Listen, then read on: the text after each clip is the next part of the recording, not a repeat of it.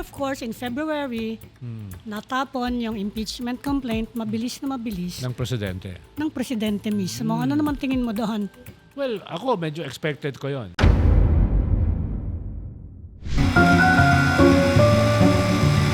This is truth on the line.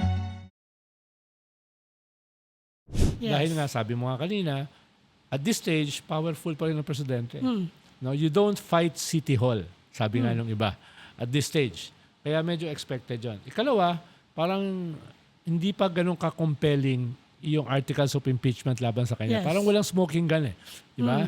Parang lahat ito ay culpability, command responsibility. No? Kailangan meron kang smoking gun para gawin yon. No? Tingin ko yun yung nangyari. Kaya ang bilis. 6 lang yata o 7 Yes. yung bumoto na yan ay dalhin sa plenary. Kaya- But on the other hand, nag-slide tuloy-tuloy yung kanyang kanyang Approval ratings. approval rating, performance rating, Tama. and may impact din syempre yung pagkaka-dismiss ng impeachment complaint against him. Tinitingnan na puro politika to eh. Wala namang it's business as usual Oo. in the government, and he is presenting himself as a reformist. Ano yung pwede niyang gawin para hindi magtuloy-tuloy yung slide niya yan? Siyempre, maepektuhan yung kanyang endorsement power for 2028. It's a combination of sikmura issues. Kailangan may maibigay ka naman sa tao. Di ba? Para medyo maramdaman nila, may ginagawa ang gobyerno. Either sa health, sa pagkain, sa sahod, no? Sa services, kuryente at tubig, dapat may magawa ka naman. No? Diyan. Ikalawa, yung pinumisa mo at tumulong ka na i-launch na mahiya naman kayo anti-corruption campaign, kailangan may ma-deliver ka. Or else, baka mag-free fall ang iyong approval ratings. Ngayon, malayo ko pa kay GMA. Si GMA kasi nag-negative 56. No? Ikaw ay negative 3. Pero mabilis yan. Kung sakaling magalit ang tao, mabilis siyang babagsak. Kaya doon sila nag-iingat.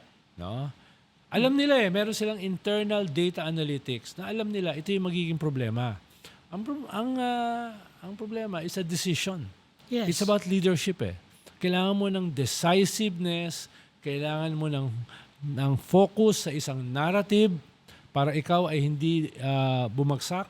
Tingin ko yun ang kulang. And of course, people who will do it. Hindi ba, pati ombudsman, parang bumagal ngayon yung yung movement di ba? Tahimik nga Kaya Dati ang ingay di ba? Ngayon biglang natahimik. Bakit ganon? Oo. Tapos, May ano ba yan? Well, speculation lang naman It has something to do with the Impeachment?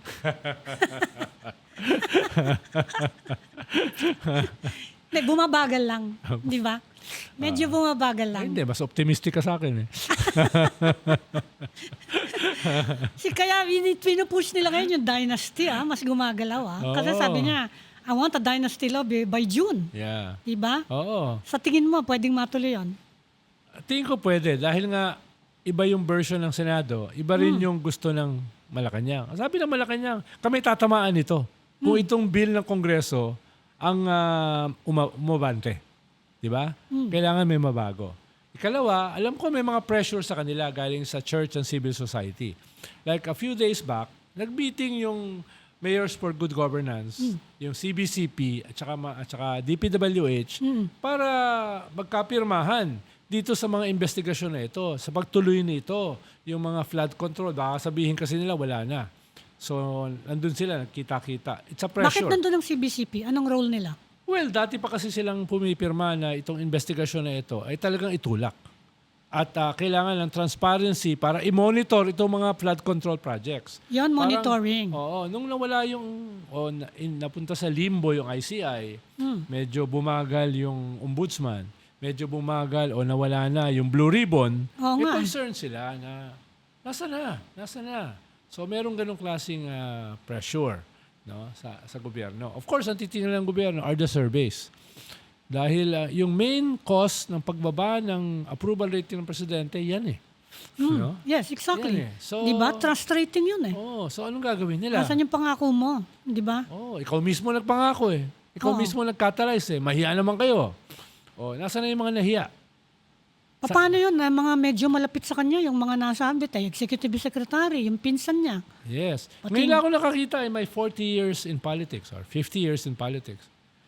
Senate President at Speaker natanggal. Yun na nga. Sabay. Oo. Ngayon ako nakakita na Executive Secretary at saka Budget Secretary, sabay natanggal. But it cannot stop at just leaving the government. Yan ang sinasabi ng mga tao. Yes, Nasaan yung dapat may prosecution? kaso. Dapat may kaso, di ba?